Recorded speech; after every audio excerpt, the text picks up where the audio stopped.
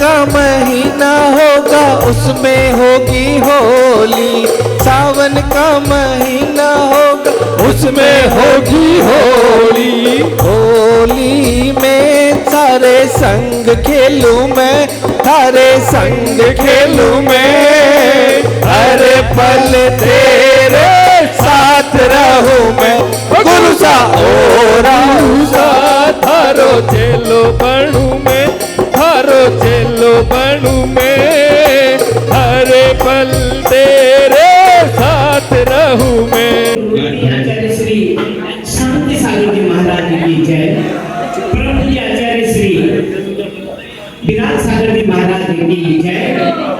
परम पूज्य आचार्य श्री विशुद्ध सागर जी महाराज की जय। परम पूज्य सौम्य मूर्ति अभिजीत सागर जी महाराज की जय। परम पूज्य चुलक श्री श्रेय सागर जी महाराज की जय। देखिए महाराज श्री का 24 दिन का प्रवास देशपुर में रहा। मैंने जो उपलब्धि की है मैं आपको बताता हूँ, आप महसूस कीजिएगा। परम पूज्य मुनीश्री सौम्य मूर्ति है। भारतीय संस्कृति एवं सभ्यता के संवाहक है। हमेशा भारतीय संस्कृति की बात करते हैं, भारतीय संस्कृति एवं सभ्यता की बात करते हैं, बच्चों में संस्कार आरोपण की चेष्टा करते हैं, नए युवकों में संस्कार आरोपण की चेष्टा करते हैं। नवयुवक वर्ग इनसे इतना आकर्षित होता है कि हम विष्णुवासी कोई ना कोई यहाँ आते ही रहता है। तो ये प्रभु की विशेषता है। मैं बताता हूँ, आप महसूस करते देखिए। मृदुभाषी, मृदुभाषी, ठीक मीठ प्रिय वचन बोलने वाले, अनुशासन के लिए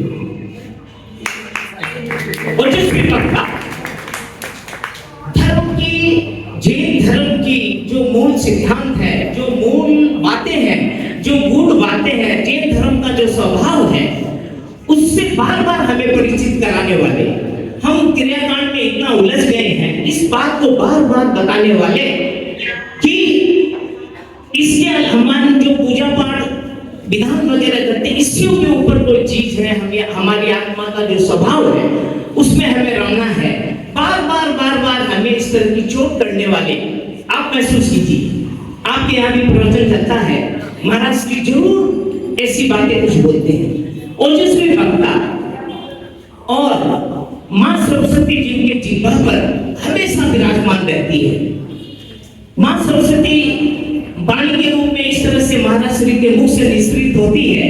जिस तरह गंगा की अविरल धारा जब बहती है तो सारा कचरा सफा होकर के उसमें से चला जाता है, उसी तरह महाराज श्री की जब वाणी खिलती है तो हमारे मन में जितनी देर हम यहाँ बैठे रहते हैं, हमारे मन में जो विकारी भाव है वो हमसे कुछ देर के लिए कम से कम दूर हो जाता है। ऐसे पूज्य मुनीश्री आज आपको सानिध्य मिल रहा है। मैं समझता हूँ इससे बड़ा हमारा कोई सौभाग्य नहीं हो सकता। यह हरिप्रिय की पावन भूमि, वास्तव में इस पावन भूमि का ऐसा पुण्य है कि यहाँ कुछ न कुछ हमेशा धार्मिक आयोजन होते रहता है। मैंने ये देखा है, छोटी सी समाज होने के बावजूद कुछ न कुछ हमेशा यहाँ पर धार्मिक आयोजन होता है।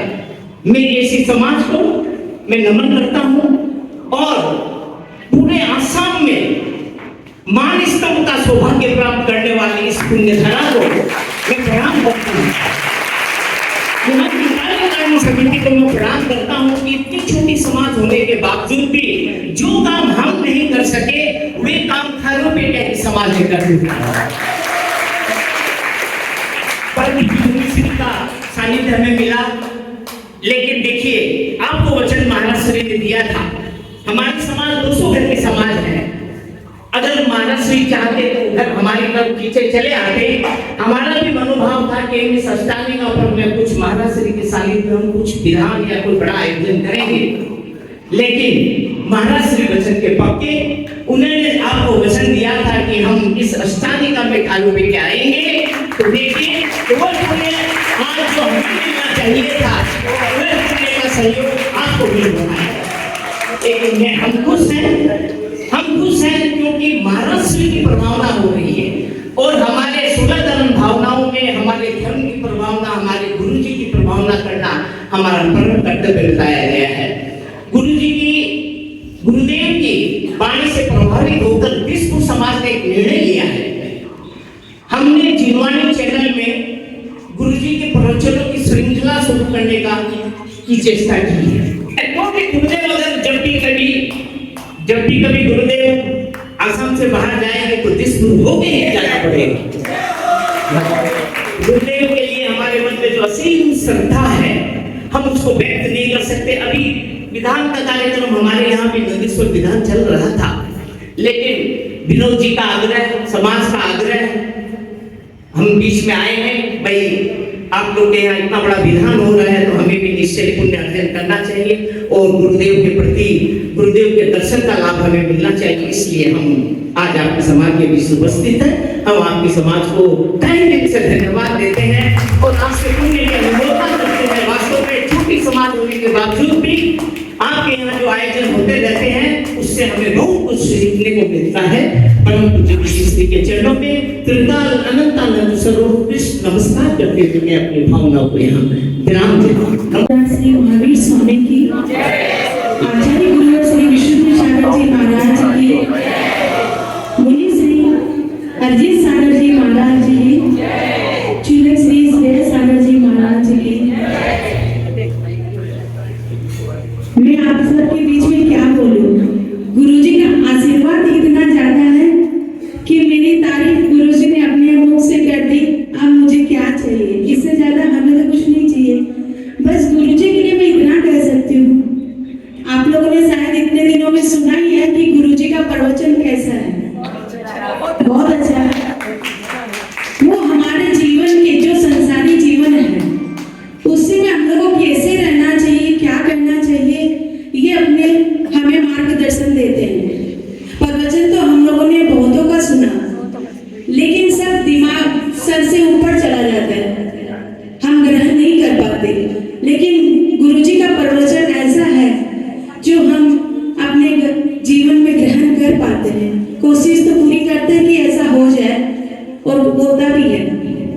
और गुरुजी ने जैसा कहा कि चौकी की व्यवस्था है जो भी, वो हम महिला कोई भी शायद कम नहीं है कि हम लोग अपनी कोशिश करते हैं कि गुरुजी का आहार निरंतर हो जाए, तो हम उसी क्रम से हम लोग लाइन बनाते हैं ताकि गुरुजी का आहार अच्छे से हो जाए। ये कोई भी महिला कर सकती है। बस मैं अपने ऊपर गुरुजी का आशीर्वाद ही कहती हूँ कि गुरुजी ने मुझे ये सौभाग्य दिया कि मैं ये कार्य सफल रूप से कर पाती हूँ। और बाकी विनोद भैया जी ने गुरुजी की जो बातें कही वो 100% सच है, ये दोबारा मैं नहीं दोहराना चाहती हूँ। और मैं अपना परम सौभाग्य कह सकती हूँ कि नलवाड़ी में जो सिद्ध चक्र विधान हुआ, गुरुजी का सिर्फ आदेश था कि तुम्हें सौदर इंद्रानी बनना। मैंने शायद अपने श्रीमान जी को भी ये नहीं पूछा था कि मैं बन जाऊं या आप मेरा साथ देंगे क्या। बस गुरुजी ने आज्ञा दी, गुरुजी की आज्ञा में गुरुजी के कमरे में हाँ कर दी, ठीक है गुरुजी आपकी आज्ञा मैं मान रही हूँ। और मेरा ये सौभाग्य, पुण्य ज्यादा ही कह सकती हूँ कि जहाँ नलवाड़ी में सिर्फ सिद्ध चक्र विधान ही होने जा रहा था, तो वहाँ लघु पंच कल्याणक जो नहीं होने वाला था, वो मेरा परम सौभाग्य और गुरुजी का परम आशीर्वाद मेरे ऊपर था कि लघु पंच कल्याणक भी नलवाड़ी हुआ और उसी में मुझे डबल सिद्ध चक्र की सौदर मिंद्रानी थी और लघु पंच कल्याणक की सौदर मिंद्रानी मेरे को पुण्य से मिला।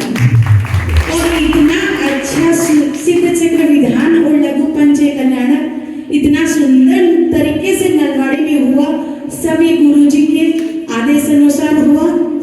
मैं अपने जीवन में शायद पहली बार ये ऐसा सिद्ध चक्र विधान या लघु पंच कल्याणक देखी हूँ, क्योंकि जहाँ होता है हम लोग खुद अपनी गलती से या कहते कि प्रॉपर तरीके से हम लोग नहीं कर पाते, लेकिन गुरुजी के आदेश अनुसार हमें हर चीज का, एक एक चीज का फायदा हुआ।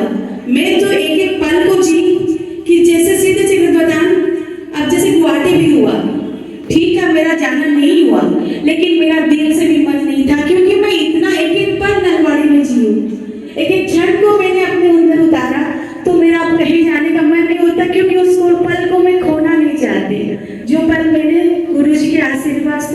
नलवाड़ी में मिला। इसलिए गुरुजी जहाँ भी जाए, ये तो गुरुजी का पुण्य है कि जहाँ जाएंगे वो अपनी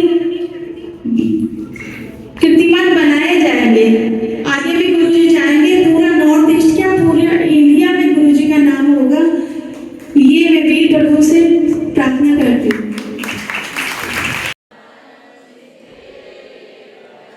ओम नमः सिद्धिभ्यः।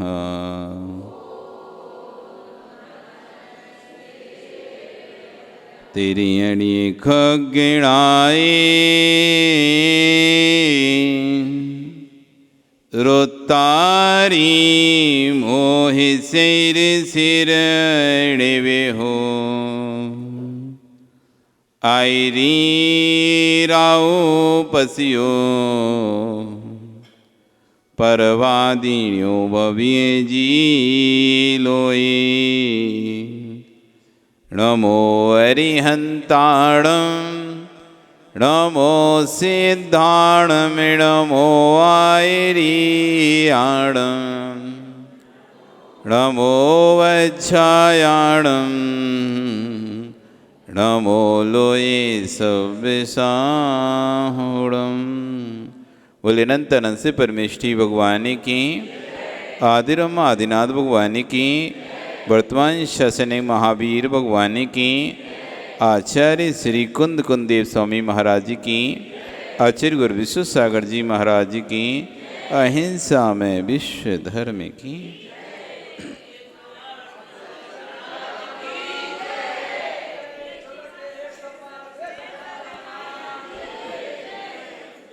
भवबंधु, वर्तमान शासन न्यायिक वर्धमान स्वामी के शासन में तीर्थंकर प्रभु की चरण निश्रा में बैठकर हम सभी जिन देशना का श्रवण कर रहे हैं।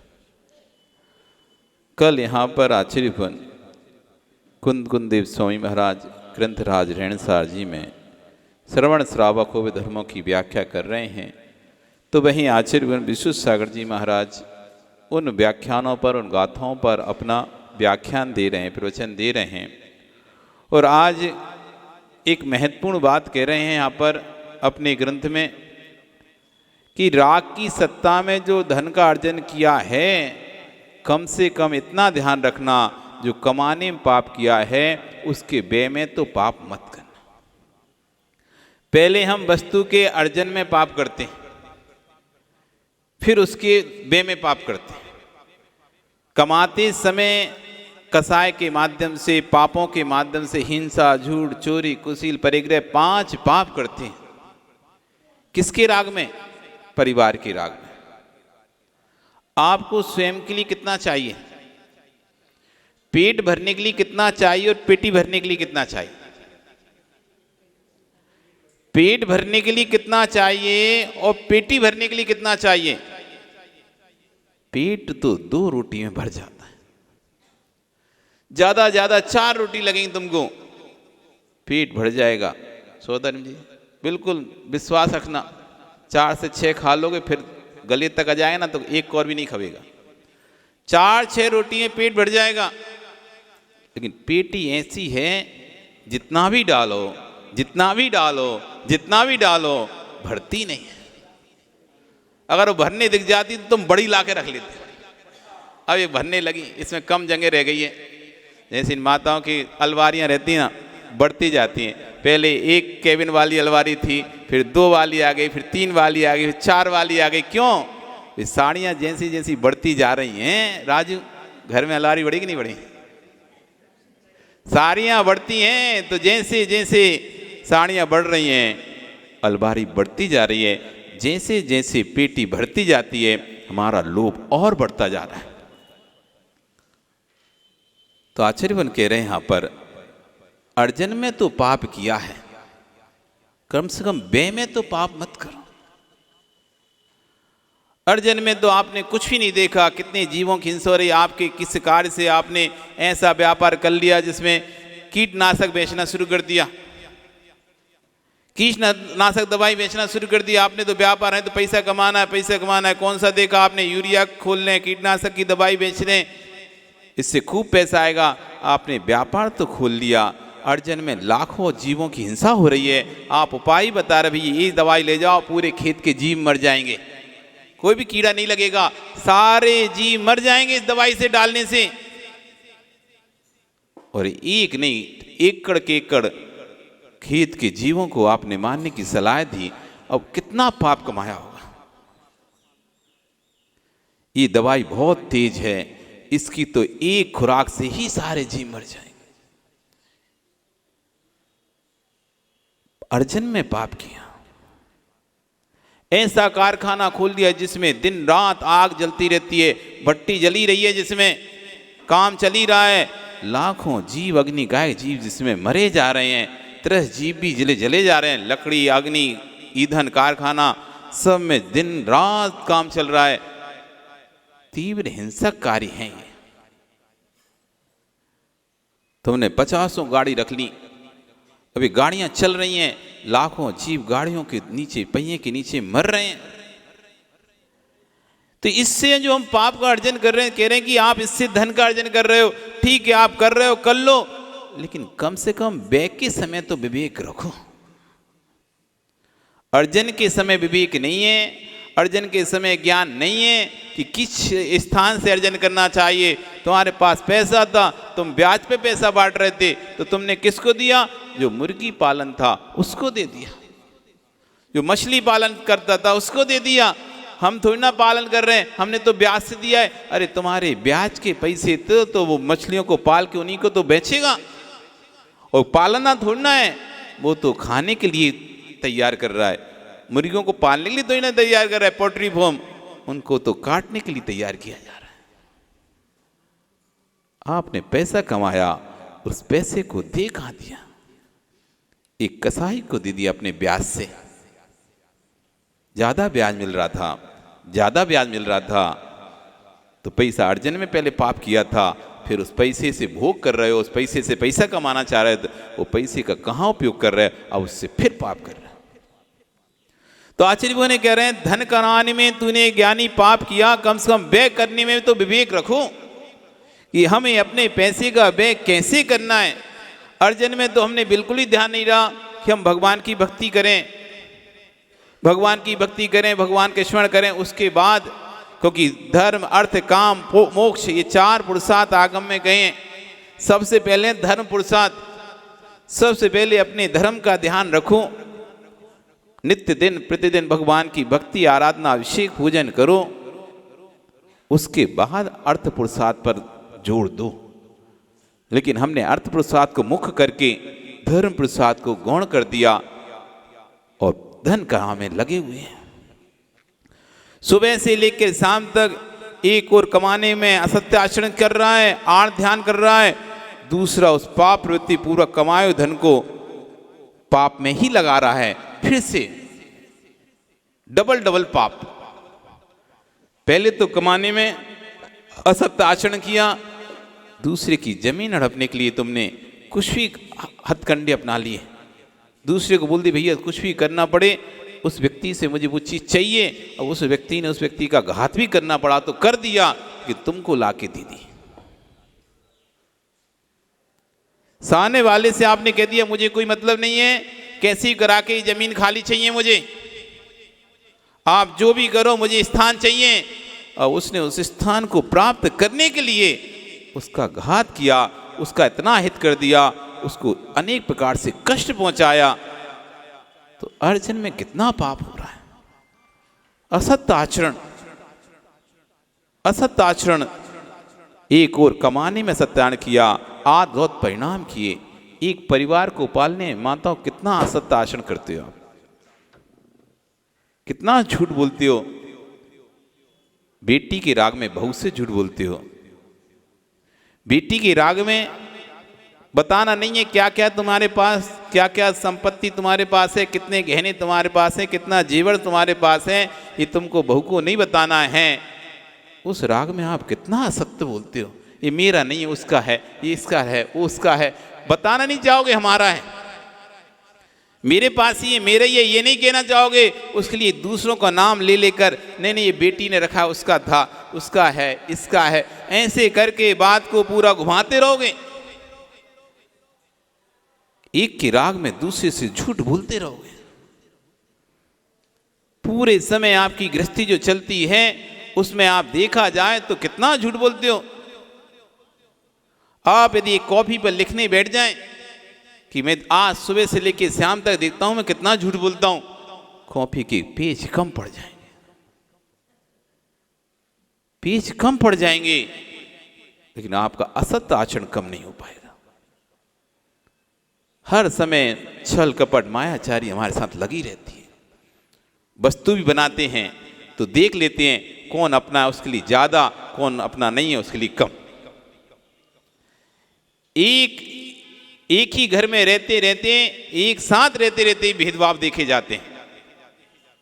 एक घर में रहते हुए एक ही माँ के दोनों संतान हैं, दोनों बहुएं हैं, तीनों बहुएं हैं, 4 बहुएं हैं, तब भी अलग अलग भेद देखा जाता है, अलग अलग बर्ताव देखा जा रहा है। एक के राग में दूसरे से मायाचारी की जा रही है। इतना असत्य आचरण से आप अपनी गृहस्थी चला रहे हो। स्वयं कुछ नहीं खाते लेकिन घर वालों को बना बना के खिला रहे हो। स्वयं भले अभक्ष का त्याग किए हो, आलू प्याज का त्याग किए हो, लेकिन घर के सभी सदस्यों को बना बना के खिला रहे हो। चाहे तुम नहीं खा रहे लेकिन बनाने में तो तुम जीव की हिंसा कर ही रहे हो ना, तो फल तो तुम्हें लग ही रहा है कि नहीं लग रहा। स्वयं भले आलू नहीं खाते, स्वयं भले प्याज नहीं खाते, एक निगोद शरीरे जीवे दब पाण दिष्टा सिद्धि अनंत भावे अनंत सिद्धि अभव गुण अनंत गुणे अभव सिद्धि अनंत गुणे। एक निगोदिया के सार में इतने जीव हैं, इतने जीव हैं, इतने जीव हैं कि जितने भी तक सिद्ध हो गए उनका अनंतवा भाग, और जितनी अभव्य राशि है उससे अनंत गुणा। इतने एक निगोद के शरीर में जीव हैं, एक निगोदिया जीव के, और जिसकी अवगाहना निगोदिया जीव का शरीर कितना बड़ा होता है, अंगुल का असंख्या अथवा यानी इस पोर के यदि असंख्यात भाग कर दें, हम गिनती भी ना हो ऐसे अनकाउंटिंग भाग कर दें, उतना छोटा होता है एक निगोदिया शरीर जीव का शरीर। उसमें इतने सारे जीव होते हैं। आपने स्वयं नहीं खाया लेकिन पूरा आलू जो कि स्कंद के रूप में था, गाजर, मूली, अदरक जो स्कंद के रूप में थी, वो आपने दूसरों को बना बना के खिलाया है। वे अनंत जीवों को आपने घात करके दूसरों को परोसा है। किसके राग में? महाराज जी बेटा और कुछ खाते नहीं हैं, क्या बनाए, घर में कुछ सब्जी रहती नहीं है, बस एक ही सब्जी दिखती है, आलू सुबह रखे हैं, उठाए जब बुना दिए, उठाए जब बना दिया, बेटा नहीं खाता, बेटा नहीं खाता। ऐसे करके आपने सुबह से लेकर शाम तक आप जीवों का घात कर रहे। झाड़ू, बुहारी, पोंछा, ओखली, चक्की, गिनौची, सब जगह एक बूंद अनछने पानी में, एक बूंद अनछने पानी में असंख्यात जीव हैं। और पूरे घर की आप व्यवस्था में कितना पानी उपयोग करते हो, वो बिना छना पानी कितना उपयोग करते। अपने लिए करना होता तो थोड़े से काम चल जाता, लेकिन पूरे परिवार के राग में आप सुबह से लेकर शाम तक उपयोग करते हो। कितना पाप का संचय कर रहे हो। स्वयं के कपड़े तो एक बाल्टी पानी में धुल जाते, लेकिन पूरे घर के कपड़े आपको धोना पड़ता है।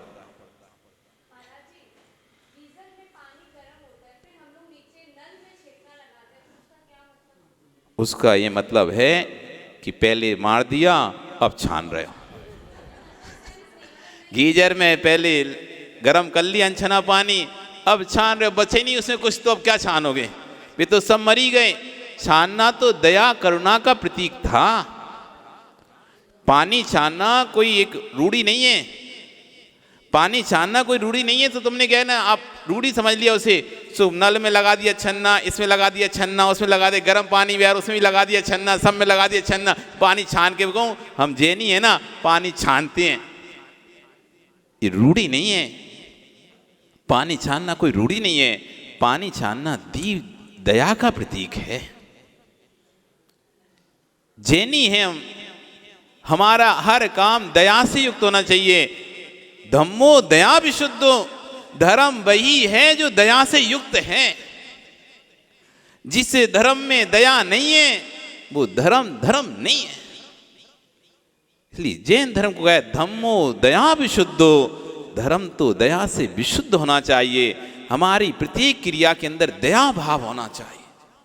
पानी हम इसलिए छान रहे थे कि स्थूल जीव, त्रस्त जीव जो कि हमें आंखों से नहीं दिखाई दे रहे, कुछ आंखों से दिखाई दे रहे हैं, कुछ आंखों से नहीं दिखाई दे रहे, और कुछ हमारी आंखों का श्योपसम कम है इसलिए नहीं दिखाई दे रहे।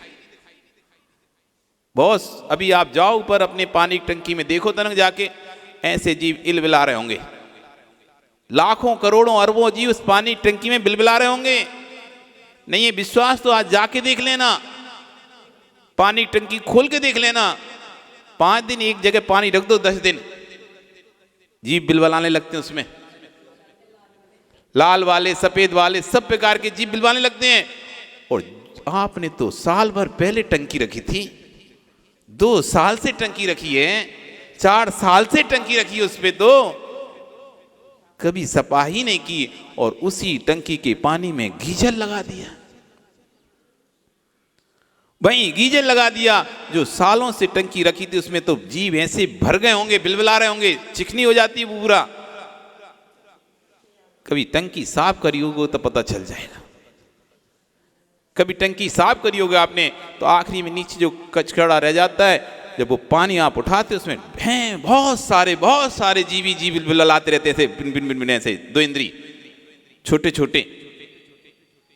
और यदि ऊपर खुली टंकी है तो फिर तो पता नहीं कितने जीव उसमें गिरते रहते हैं। ढक्कन नहीं लगा, कई बस लोग टंकी तो लगा देते हैं, ढक्कन छोड़ देते हैं, नहीं लगाते, टूट जाता है तो दूर से कोई लगाते नहीं। कौन लगाएगा टंकी में ढक्कन? टूट गया, सीमेंट की बनाई, एक खोल के रख दिया, एक पार्ट खोल के रख दिया, आधा ढांक दिया, आधा खोल के रख दिया। बार बार देखना पड़ता है, पानी निकलने के लिए स्थान चाहिए, कोई व्यवस्था नहीं। जीव उसमें आते हैं, गिरते रहते हैं। कई बार तो कबूतर आदि जीव भी टंकी में जाकर गिर जाते हैं, मर जाते हैं। बाद में जब कभी बास आती है, साफ करते हैं, तब जाके निकलते हैं, नहीं तो वही पानी से पूरा जब तक बर्तन धुलते ही रहे उनके। पानी कहाँ आ रहा है? वो सारा जो टंकी का पानी है वो कहाँ से आ रहा है? आपके सारे बर्तन उसी से धुल रहे हैं। हो सकता है आप कुल्ला भी उसी से खोल के कर रहे हो, उसी टंकी के पानी का कुल्ला आप कर रहे हो। भाई ऊपर से टंकी से पानी आ रहा है, उसी से कुल्ला कर रहे हो, वही पानी बाथरूम में जा रहा है, वही पानी आपके बर्तन मारने में जा रहा है, उसी पानी को मौका लगा तो भर के पिला भी दिया।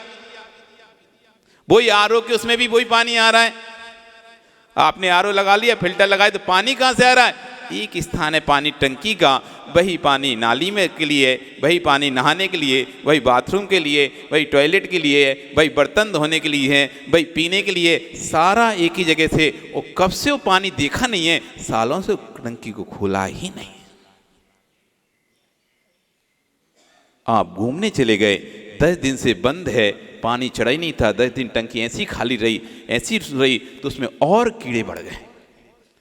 पानी आता जाता रहता तो फिर भी कम हो जाता है, लेकिन ऐसे छोड़ के अपन 15 दिन के लिए, 10 दिन के लिए बाहर चले जाओ और पानी को ऐसे ही छोड़ दो तो उसमें कितने कीड़े पड़ जाते हैं, आप कल्पना भी नहीं कर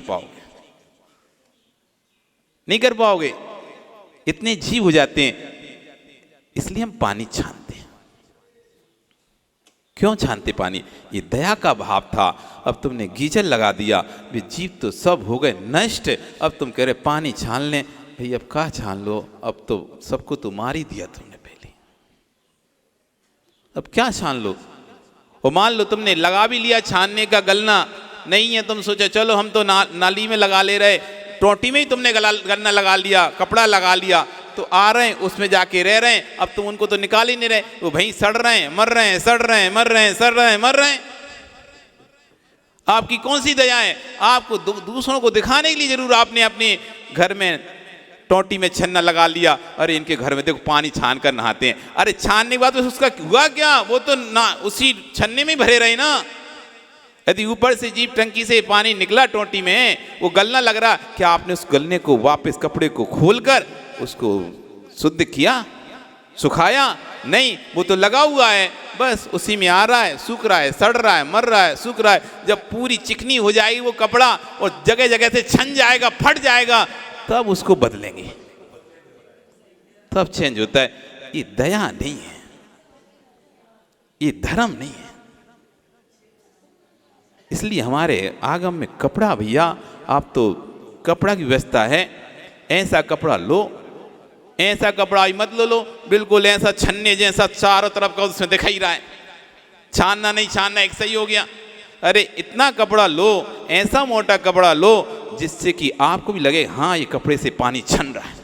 नहीं तो पतला सा एक उठा लिया, क्या किया, वो पुरानी साड़ी जो काम की नहीं हुई थी, देनी थी, उसमें से काट लिया ऐसे कुछ करके नहीं, और उसी का छन्ना बना लिया, उसी का गढ़ उसी से छान रहा है। जो सफेद कपड़ा था पतला सा, धोती मोती घर की कोई फट गई होगी धोती, वो धोती पतली सी धोती, प्रदीप जी लोग कैसे छन्ना बनाते हैं, घर में पतली सी धोती पड़ी होगी, उसी पतली सी धोती को काट कूट के रख लेंगे, हो गया छन्ना। ऐसा नहीं होता, इतना मोटा होना चाहिए जिससे उसमें सूक्ष्म जीव, स्थूल जोगी सूक्ष्म जीव जो हमको आंखों से दिखाई नहीं दे रहे पर स्थूल हैं, त्रस हैं, पर आंखों से नहीं दिखाई दे इसलिए सूक्ष्म हैं, वो जीव भी उससे बाहर ना निकल पाए। ये तब कर पाओगे जो अंतरंग में दया भाव आएगा। जब तक अंतरंग में दया भाव नहीं है ना, तब तक आपको आलस दिखेगा, तब तक आपको आलस दिखेगा। कौन करे इतना, कौन करे, कौन पानी छाने, कौन गर्म करे, इसलिए गीजर लगा दो, सुख पर एक बार में काम हो जाए। तो इसलिए आचार्य कह रहे हैं धन कमाने में तो पाप किया है, कम से कम व्यय करने में तो विवेक रखो। तुम एक गीजर लगा दिए, लाखों जी तुमने तो लगा दिए एक गीजर, अब तुम तो एक बाल्टी से नहा रहे हो, लेकिन वो दिन भर चालू है, उसका पाप लगेगा किसका। इसलिए भैया मंदिर में लगा तो नहीं है, गीजर तो नहीं लगा मंदिर में है भैया, संभाल के रखना, कमेटी संभाल के रहना। तुम भले समाज के राग में लगा दो सुविधा के लिए, लेकिन उसका फल तुम्हें मिलेगा, क्योंकि आदमी तो एक बाल्टी के 10 बाल्टी के चालू करके छोड़ देता है, उपयोग भी नहीं करता, उपयोग एक का करता है, निकालता है 10 और चला के छोड़ जाता है, उसमें चलता रहता है, उबलता रहता है। जिसने लगवाया है उसको तो पाप लगेगा, पक्का है वो तो पाप छेद के लिए। इसलिए आचार्य कह रहे हैं दान देते आओ। विनोद जी बैठो, सोच लो, सुन लो आप भी, ऐसे कोई भी साधन मत लगवा देना मंदिर में जिससे कि सतत, जैसे तीर्थंकर प्रीति ना सतत पुण्य का बंद कराती है, एक बार बनने के बाद, ऐसी कोई भी आपने यदि मूर्ति स्थापित की है तो सतत पुण्य का बंद कर रहे हो, आप मंदिर स्थापित किया सतत पुण्य का बंद कर रहे हो, और ऐसी सामग्री तुमने उपलब्ध करा दी जिससे निरंतर हिंसा हो रही है, ये सतत पाप का बंद चल रहा है। अब जब तक वो वस्तु रहेगी तुम संभल के रहो, क्योंकि कृत कारित अनुमोदना, कृत कारित अनुमोदना, करो, करवाओ अथवा करने वाले की अनुमोदना करो, आपको पाप लगेगा। अर्जन करने में पाप किया, उस द्रव्य का उपभोग भी तूने किया तो अभक्ष्य सेवन में किया, होटलों में खा रहे हो। अरे पैसे कमाया, धन कमाया तो कम से कम घर में शुद्ध भोजन कर लेते, लेकिन आप आए दिन हर दूसरे दिन होटल जा रहे हैं, वहां पर होटल में खा रहे, अभक्ष्य खा रहे, रात्रि में खा रहे, हिल स्टेशन पे जा रहे, ऐसे करके आप उस पैसे को भोगों में व्यर्थ में बर्बाद कर रहे हैं। अब घर की चीज अच्छी नहीं लगती, हर दूसरे दिन होटल पे चलो, हर दूसरे दिन होटल पे चलो। अर्जन करने में प्राप्त किया, उस द्रव्य का उपभोग भी तूने किया तो भक्षण सेवन किया, अनाचार प्रवृत्ति में किया। तुझे मालूम नहीं था कि पाप आश्रम कितना विशाल हो रहा है। अभी मालूम नहीं चल रहा पाप आश्रम कितना विशाल हो रहा है। जब विपाक उदय आता ना, उसका उदय आता है, तब व्यक्ति को पता चलता है कि मैंने पाप का आश्रम कितना तीव्र किया है। आप भी कई बार किसी लोग दुख के कहते हैं अरे इसने कितना पाप किया है, अरे इसका कर्म का इतना धर्मात्मा है, इतना सब कुछ कर रहा है, लेकिन तब भी देखो इसका कर्म, कहीं बीमार हो जाता है, कहीं घर का कोई सदस्य बीमार हो जाता है, कहीं वो बीमार हो जाता है, कहीं व्यापार में घाटा पड़ जाता है, कहीं इसका एक्सीडेंट हो जाता है, एक बीमारी दूसरी लग जाती है। मतलब आप भी को दया आ जाती है उसके ऊपर। कभी कभी कई व्यक्ति ऐसे होते हैं जिनके ऊपर आपको भी दया आ जाती है, यार इतना धर्मात्मा, इतना धर्म करता है, सब कुछ कर रहा है, देखो तो, पर इसकी तो असाता जा ही नहीं रही। कहीं हाथ पैर टूट जाते हैं, कहीं घर में कोई बीमार होता है, कहीं इसको अटैक आ गया, कहीं उसको बीमारी उसको हो गई। मतलब इस शांति से सुख से जी नहीं पा रहा। कितना इसका साता कोदे चल रहा है, अभी पता नहीं चल रहा, अभी पता नहीं चला। हंसते हंसते कर्म किया जाता है, फिर रो रो कर उसे भोगा जाता है।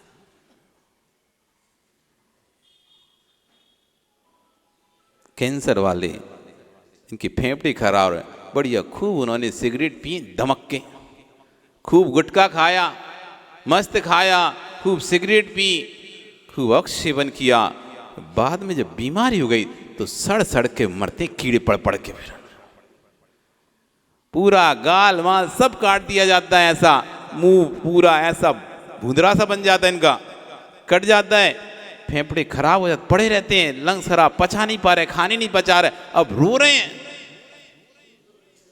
कीमो करवा करवा के पूरे बाल उड़ जाते हैं उनके, शरीर पूरा काला पड़ जाता है इनका, बेकार हो जाते हैं। जब कर्म की थी तब उनको समझ में नहीं आ रहा था, अब विवाह खुद आया, अब समझ में आ रहा है, अब रो रहे हैं, हाय हाय हाय मैंने ये क्या किया। नरक में नारकी रोता है, हे भगवान मुझे बचा ले, बस इस बार मुझे निकालने में कभी ऐसा नहीं करूंगा पाप। लेकिन जब यहां आता वापिस तो सब भूल जाता है। यदि एक दुख हो भी, आश्चर्य बादीराज स्वामी महाराज एक ही भाव स्तोत्र ग्रंथ है, उसमें से श्लोक रहे हैं, जानासि त्वं मम भवभवे यच्छया दृश्च दुःखम जातम यस्सा स्मृति मम में शस्त्रवन निष्पिनष्टम त्वं सर्वेषां सृकविचा त्यानुतेयोत्मि भक्त्या यद कर्तव्यम तदि सुलभम। आचार्यवन कह रहे हैं, हे भगवान जानासि त्वं मम भव भवे, मैंने भव भव में कौन कौन से कैसे कैसे दुख भोगे हैं वो आप सब जानते हो। उनका स्मरण मात्र यदि हो जाए तो शस्त्र घात की जैसी पीड़ा उत्पन्न हो जाए पूरे शरीर में, ऐसी ऐसी दुख भोगे हैं।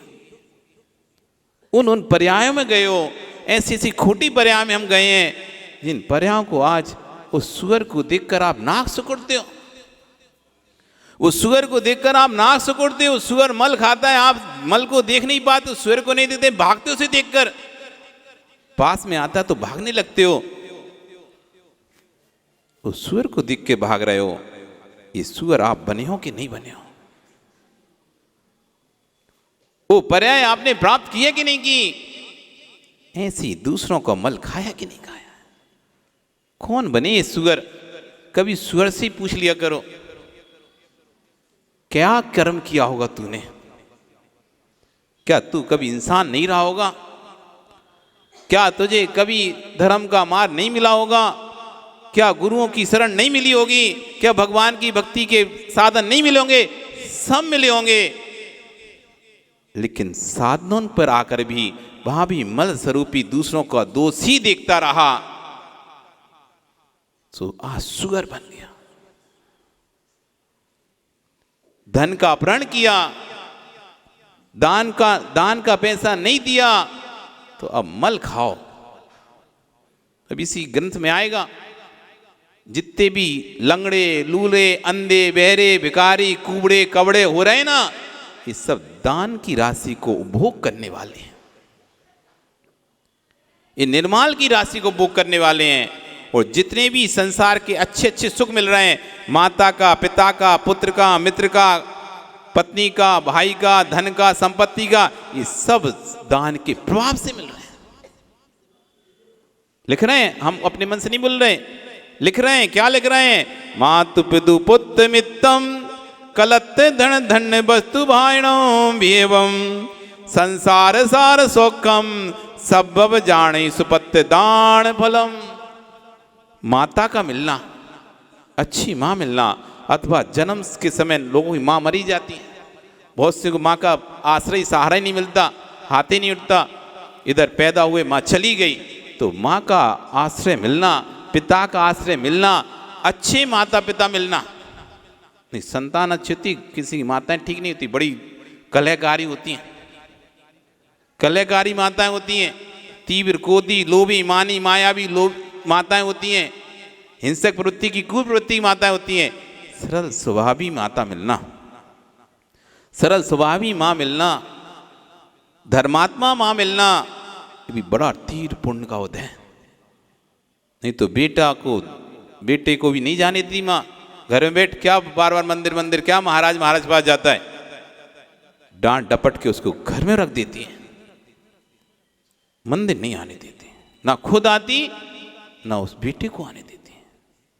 तो माँ का मिलना, पिता का मिलना, नहीं तो लोगों को सप्त व्यसनी पिता मिल जाते हैं, वे शराब पी पी के रोज घर में लड़ाई झगड़ा करते हैं, दिन भर काम करते हैं, रात में शराब पी कर आ जाते हैं। बिल्ले जीव हैं जिनको अच्छे माता पिता मिलते हो, नहीं तो घर में 24 घंटे माँ बाप की लड़ाई चलती रहती, बेचारे दोनों देखते ही रहते हैं कैसे कुत्ता बिल्ली जैसे लड़ रहे हैं,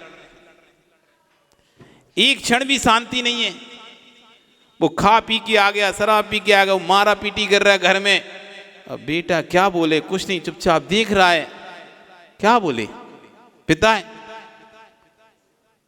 धर्मात्मा पिता मिलना,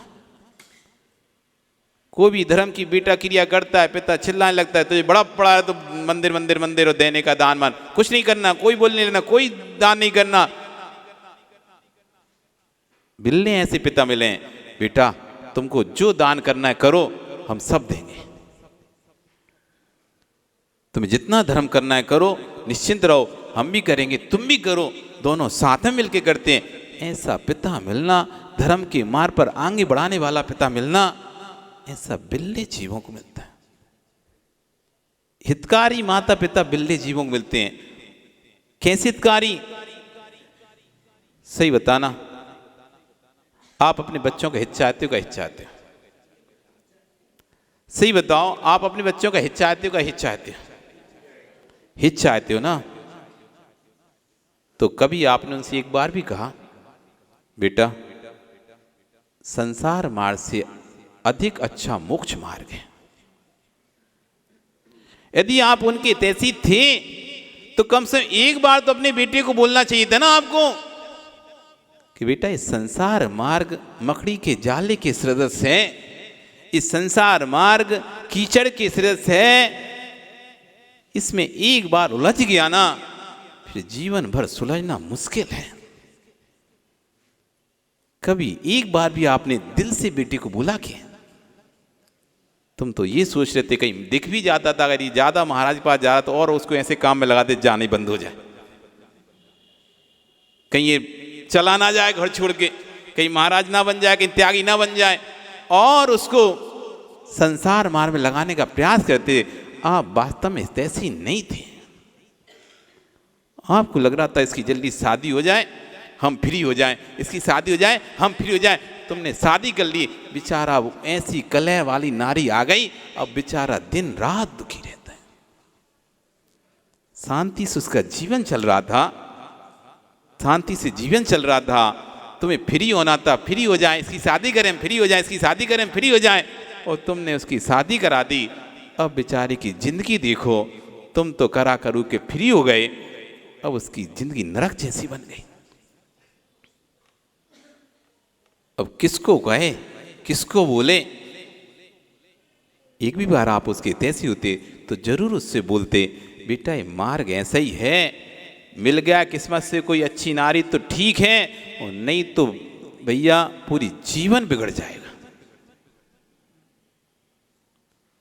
यदि आपकी सोच के समान की नहीं मिली, एक समान, क्योंकि आप भी तेज और मिल आ गई वो भी तेज, आपका भी गुस्सा हाई फाई और जो आ गई उसका भी गुस्सा, हम कौन तुम्हारे दबे, फिर तो घर में महाभारत हुई बिना रहती नहीं है। एक तेज एक ठंडा मिल जाए बिरले हैं, नहीं तो दो ही तेज मिल गए, कुरुक्षेत्र बन जाता है। तुमने चांटा मारा, उसने उठाकर मोबाइल फेंका, लो अब 20,000 का फिर से खर्चा आ गया। तुमने गुस्सा निकाला उसके ऊपर, वो गुस्सा तुम्हारे ऊपर नहीं निकाल पाई तो उसने क्या किया, बेटे को मारा, तो बेटे ने क्या किया, हाथ में था मोबाइल, सो उठा के फेंक दिया। अब बेटा आ जाओ वापिस, भी जा दिलाना तो नहीं है बेटा। बिरले एक का गुस्सा कमजोर व्यक्ति पर, बलवान व्यक्ति कमजोर पर गुस्सा उतारता, हमेशा कमजोर अपने से और कमजोर पर उतारता है, लेकिन आकर उसका हर जाना बलवान को ही भुगतना पड़ता है, भगवान को ही भुगतना पड़ता है, सामर्थ्यवान को ही भुगतना पड़ता है। इसलिए आचार्य भगवान कह रहे हैं थोड़ा विवेक रखो, द्रव्य कमाने में इतना पाप कर रहे हो, कम से कम व्यय करने में तो ध्यान रखो। कहाँ किन क्षेत्रों में दान दे रहे हो, किन क्षेत्रों में आप अपना पैसा लगा रहे हो, उस पैसे का उपयोग किस तरह से कर रहे हो, इस पर विशेष ध्यान दो। क्योंकि सुपात्र दान में सप्त क्षेत्रों में दिया हुआ दान आपको कह रहे हैं कि मातु पिता पुत्र मित्तम, अच्छे माता अच्छा पिता अच्छा पुत्र। पहला सुख निरोगी काया, सबसे पहला सुख है काया का निरोगी होना। दूसरा सुख घर में हो माया, तुम्हारी वाली माया नहीं, ये वाली माया नहीं, तो विनोद जी अपनी माया समझे।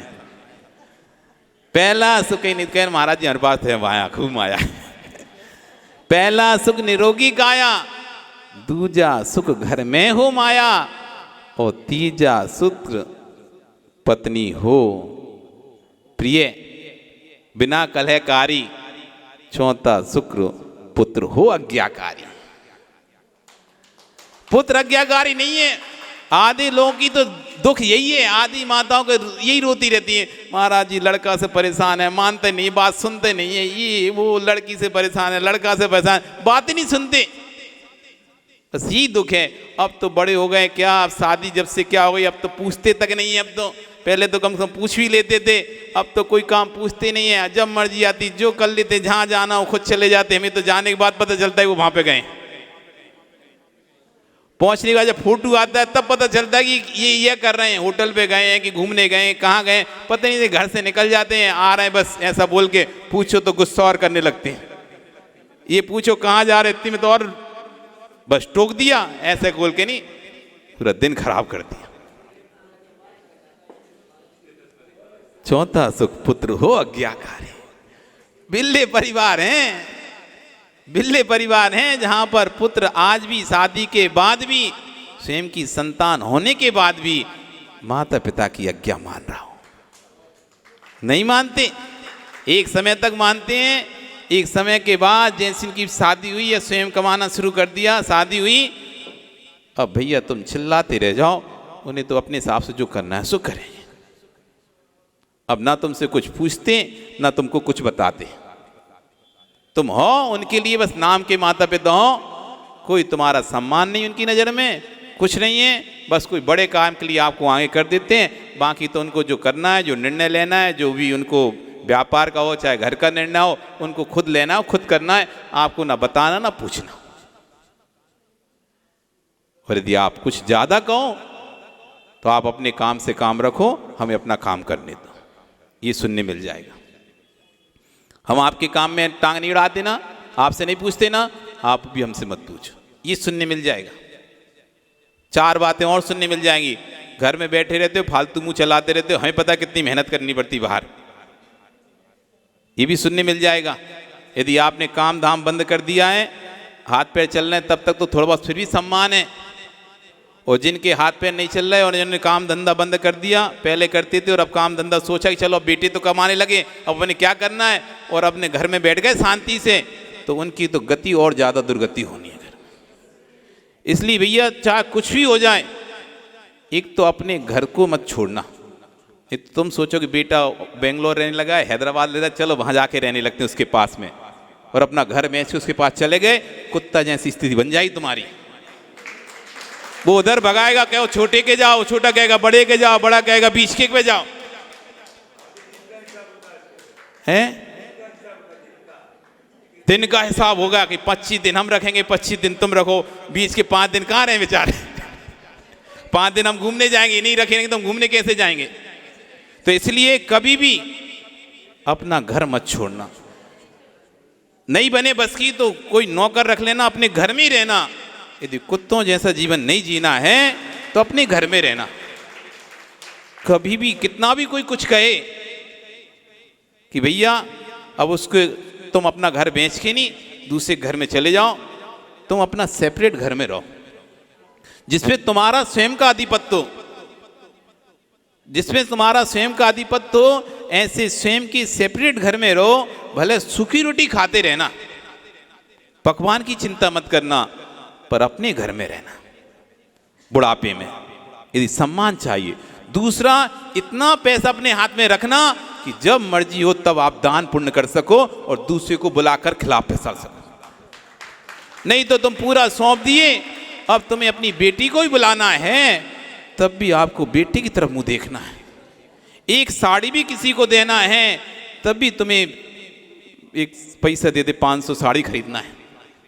कब से इतना धन अपने पास रखो, पूरा जीवन की कमाई पूरी मत सौंप देना। जीवन भर तुमने इतना कमाया, बड़ा लिखा पढ़ाया, तुम चाहते ही जोड़ते तो पैसा खूब जुड़ जाता, लेकिन तुमने पैसा नहीं जोड़ा और बेटे के लिए तुमने सब कुछ करते रहे, उसकी पढ़ाई के लिए अच्छे से ऊंची ऊंची, तुमने तो भले 5वीं क्लास पढ़ी थी, ज़्यादा नहीं पढ़ी, 5वीं 10वीं पढ़ के व्यापार लग गए, 10 साल से 15 साल की 20 साल की उम्र से व्यापार करने लगे और खूब अच्छा अच्छा व्यापार बना लिया, और तुमने फिर सारा व्यापार सौंप दिया, कुछ भी अपने पास नहीं रखा, तो तुम्हारी बड़ी दुर्गति होनी बुढ़ापे में। तुम्हारी नहीं होगी, तुम्हारे सामने तुम चले जाओगे तो तुम्हारी पत्नी की होने वाली है, क्योंकि तुमसे डरते हैं तो तुम्हारे सामने कुछ ना भी गए। हो सकता है पिता ने इतना कमाया, इतना सब कुछ किया, तो पिता के सामने कुछ ना बोले बेटा, लेकिन माँ दी सीधी सादी है तो तुम्हारे जाने के बाद उसकी बहुत बड़ी दुर्गति होगी। इसलिए कम से कम इतना ध्यान रखो, एक तो अपना घर अपने नाम पे रखो, दूसरा इतना धन संचय करके जाना, रख के जाना कि मेरे बाद भी मेरी पत्नी अच्छे से शांति से चला सके, बेटे ना भी रखें तो कम से कम उसका आजीविका चलती रहे। अकेले रहना पसंद करना, लेकिन किसी के आश्रित होकर रहना मत करना, नहीं तो वो जब खाना देगा तभी खाना मिलेगा, नहीं देगा तो पड़े रहो भूखे। उन्होंने होटल में जाना है तो आज माँ आज खाना नहीं बन रहा, घर में होटल में जाएंगे हम लोग, पहले से प्लान है, अब तुम बना के खा लेना। क्यों? अब हम होटल में खाएंगे तो बनाएगा कौन? और माँ खानी नहीं होटल में, माँ को होटल में जाना नहीं है, तो बनाओ बैठ के। अब 12 बजे 10 बजे माँ सोच रही थी बस 10 बजे खाना है, 11 बजे खाना मिलेगा, 11 बजे अचानक उनका प्लान बन गया होटल में जाने का। अब वो 11 बजे बोल रहे हैं आप बना लेना अपना खाना, हम तो होटल में जा रहे हैं। वो 12 बजे टिकट ठोक रही है। तो भैया कमाने में धन का अर्जन पाप का किया है, कम से कम व्यय करने में पाप का अर्जन मत करना। व्यय में विवेक रखना कि हम कहाँ किस लिए, हम बेटों के राग में रहकर कभी दान ही नहीं किए, उनकी पढ़ाई, उनका घर, उनकी शादी, उनको देखते रहे, पैसा चाहिए पड़ेगा, पैसा चाहिए, ऐसे सोचकर कभी दान ही नहीं दिए, और उन्होंने हमको ऐसे दूध में से मक्खी की तरह निकाल कर फेंक दिया। आज नहीं समझ में आएगा, जिस दिन फेंका जाएगा ना उस दिन फिर हमारी बात समझ में आएगी कि दान के लिए तो हम निकाल नहीं पाए थे, बस बेटों के राग में जोड़ते रहे। आज उन्हीं बेटों ने कैसे देखो हमको दूध में से मक्खी की तरह निकाल कर फेंक दिया। इसलिए जीवन में, अपने जीवन में रहते रहते अपनी संपत्ति का भोग करो।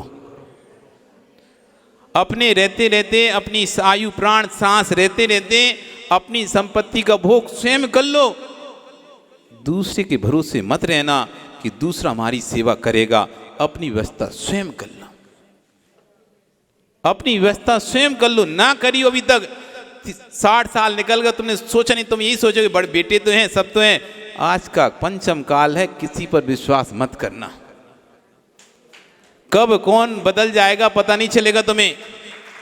इसलिए 50 साल 60 साल से यदि आपने अपने नाम पर कोई चीज ना ली हो तो अब एक खरीद के रख लेना। कोई संपत्ति एफडी ना भी कराई हो तो अब करा लेना, क्योंकि काल बड़ा खराब है।